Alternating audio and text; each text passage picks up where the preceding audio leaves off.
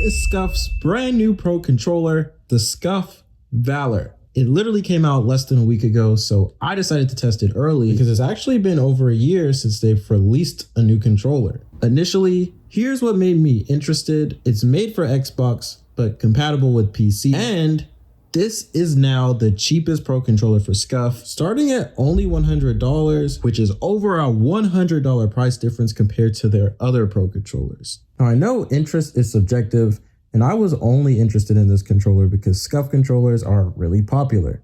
But to be honest, the key features are what really sold me.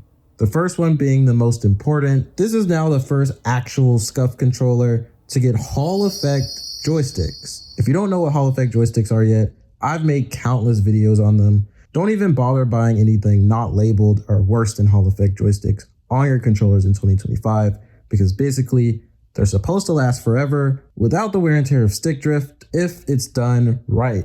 You will absolutely never have to worry about joysticks or maybe even buying another controller ever again. Emphasis on if it's done right, but don't let me get ahead of myself. Anyways, next feature is 4 paddles. 4 paddles for $100 is amazing, and SCUF actually has some of my favorite paddles, so I was excited to see that as well. Skipping over audio because that's not something I personally care about. The last important feature is the instant triggers, which, if you aren't familiar, are trigger stops, and they're usually comparable to mouse clicks. So in theory, and to summarize, SCUF basically released an upgraded but wired version of the Instinct Pro, but for less than half of its price. Personally, I was dying to know if it's any good because I did try the Envision Pro, which also has similarities to this new controller and the Instinct Pro, but that ended up falling very short for me. So I was especially looking to see if I could get any kind of redemption.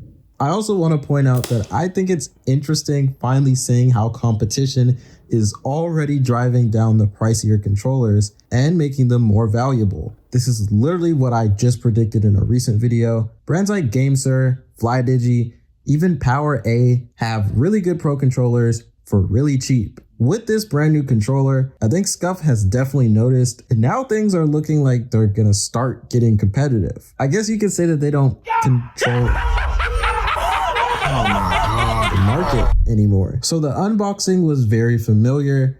I've sadly bought every single recent new SCUF controller for next gen and PC, and this one wasn't any different. There's a USB-C cable, additional custom analog sticks, and some accessories. For the controller itself, Xbox layout used to bother me a lot, but it doesn't now because I've realized that Xbox controllers in general are just smaller.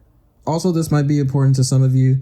This is one of 4 colors you can get before paying more for a custom design. Every other color is like an extra $10, and it's not worth it in my opinion, unless you're all about aesthetics.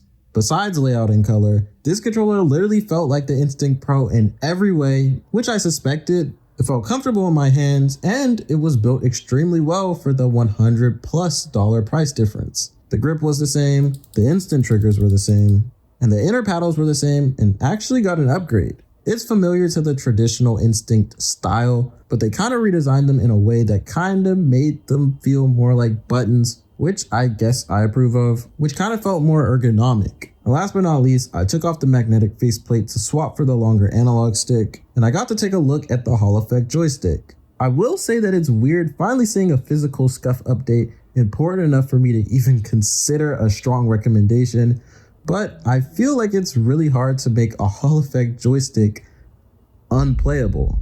So with that being said, later on that night, I finally gave it a playtest, and spoiler alert, things did not go as planned, so I'm not even gonna keep you guys waiting. Every issue I had kind of ties into each other, which made the whole controller more and more problematic, starting with the software. I mean, there wasn't any software stated as a feature on the box, and when I plugged in the controller for the first time and launched the native software for SCUF controllers, it wasn't detected, which means there is no customizability. And that could be a huge problem for someone who wants to go more in depth and tweak their sensitivity curves and just customize other things you can usually customize on a Pro controller.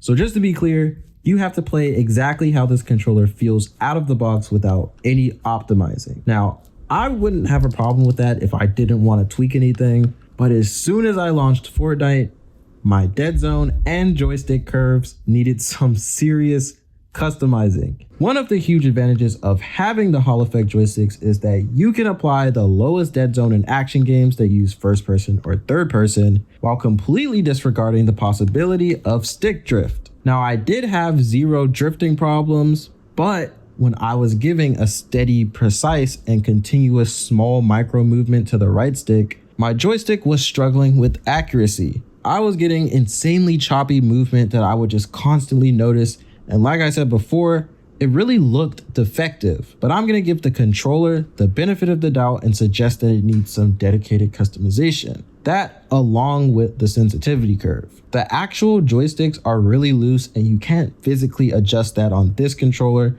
so I think I needed a more aggressive curve, but with no software, I'll never know. This controller instantly also broke a high score for me.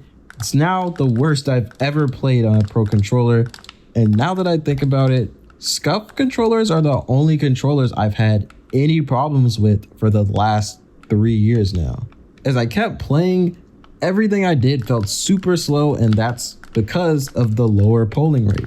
Before I bought the controller, I verified the polling rate, which is up to 1000 Hz, easily ranking it with some of the fastest controllers. So I was blaming gameplay on myself until I went to SCUF's website and saw that the 1000 Hz feature is actually coming soon. So I'm guessing the polling rate is currently at least half of that, if not even less. And lastly, in addition to my current problems, I was also having serious issues getting the right bumper to actuate quickly, which caused endless hiccups to my gameplay.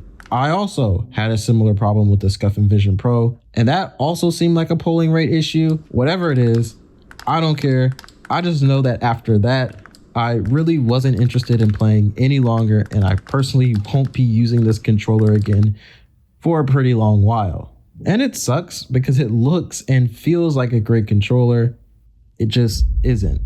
I could kind of see how someone would like this controller after they got it if they never opened the box.